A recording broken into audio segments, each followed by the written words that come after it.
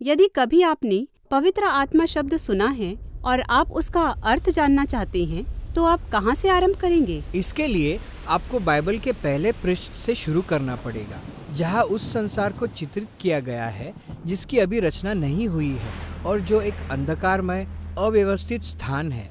पर इस अव्यवस्था के ऊपर परमेश्वर का आत्मा मंडरा रहा था ताकि उसमें जीवन और व्यवस्था और सुंदरता की रचना करे। अच्छा, पर परमेश्वर का आत्मा क्या है? देखो, बाइबल के लेखक आत्मा शब्द के माध्यम से परमेश्वर की व्यक्तिगत उपस्थिति की बात करते हैं। इब्रानी भाषा में इसे रुआख कहा गया है। रुआख? हाँ, शब्द के अंत के उच्चारण में आपको अपना गला साफ करना पड़ेगा। तो यह है क्या? रुआख का प्रयोग कई बातों को व्यक्त करने के लिए किया जाता है, पर इन सभी बातों में ऊर्जा की ही बात हो रही है। ऊर्जा?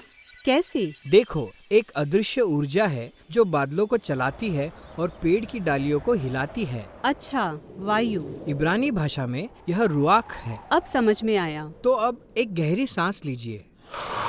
आप अपने अंदर इसे अनुभव कर सकते हैं। हाँ, उस वायु को। हाँ, खास तौर से उस ऊर्जा को। सही कहा। वह स्फूर्ति जो आपके शरीर को गहरी सांस लेने से मिलती है, वह भी रुआख ही है और इसी शब्द का बाइबल में प्रयोग किया गया है परमेश्वर की व्यक्तिगत उपस्थिति को दर्शाने के लिए। जैसे वायु और सांस अदृश्य है, वैसे ही परमेश्वर का आत्मा भी अदृश्य है। जैसे वायु में सामर्थ्य है, वैसे ही परमेश्वर का आत्मा भी सामर्थ्यशाली है। और जैसे सांस हमें जीवित रखती है, वैसे ही परमेश्वर का आत्मा भी हमें जीवित रखता है। हाँ, रुआख। तो अब हम जैसे जैसे बाइबल की कहानी में आगे बढ़ते हैं, तो हम देखते हैं कि परमेश्वर का रुआख लोगों को विशिष्ट कार्य करने के लिए विशेष सामर्थ प्रदान करता है। बाइबल के जिस पहले व्यक्ति को यह सामर्थ मिली, वह यूसुफ था।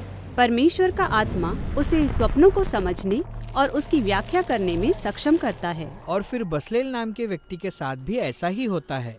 वह एक कारीगर है और परमेश्वर का आत्मा उसे बुद्धि और प्रवीणता के साथ सक्षम करता है। उसे परमेश्वर के तंबू के लिए सुंदर वस्तुएं बनाने की सृजनात्मक प्रतिभा दी गई। और हम यह भी देखते हैं कि परमेश्वर के रुआख ने एक समूह को, जिन्हें भविष्यवक्ता कहा गया है, सशक्त किया था। वे उन घटनाओं को परमेश्वर के दृष्टिकोण से देख सकते थे जो इतिहास में घट रही थी। बिल्कुल ठीक कहा।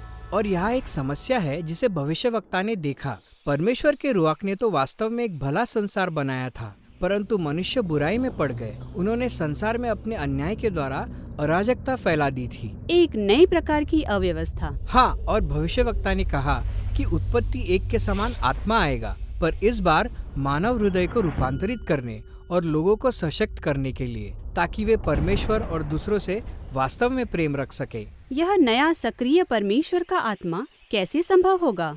अब शताब्दियों के बीतने के बाद हमारा परिचय यीशु से कराया जाता है और उसके मिशन के आरंभ में एक सुंदर दृश्य है जहाँ यीशु का बपतिस्मा यरदन नदी में किया जा रहा है। हाँ, आकाश खुल जाता है और परमेश्वर का आत्मा पक्षी के समान आकर यीशु पर उतरता है। कहानी बताती है कि परमेश्वर का आत्मा यीशु को सशक्त कर रहा है कि वह नए सृष्टि की रचना करे। और हम ऐसा होते हुए देखते हैं जब वह लोगों को चंगा करता है या उनके पापों को क्षमा करता है।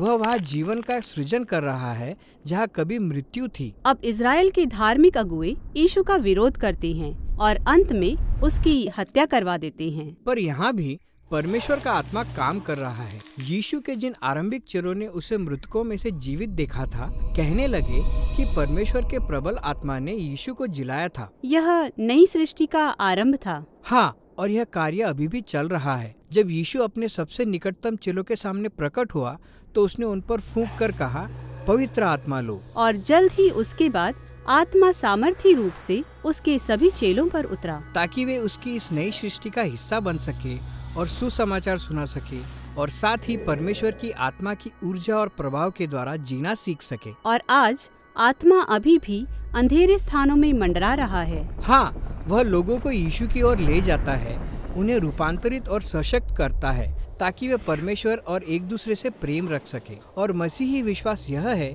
कि आत्मा इस कार्य को पूरा करेगा। बाइबल की कहानी इस दर्शन के साथ समाप्त होती है जहाँ नई मानवता एक ऐसे नए संसार में रहती है जिसमें चारों ओर परमेश्वर का प्रेम और जीवनदायक आत्मा छाया हुआ है।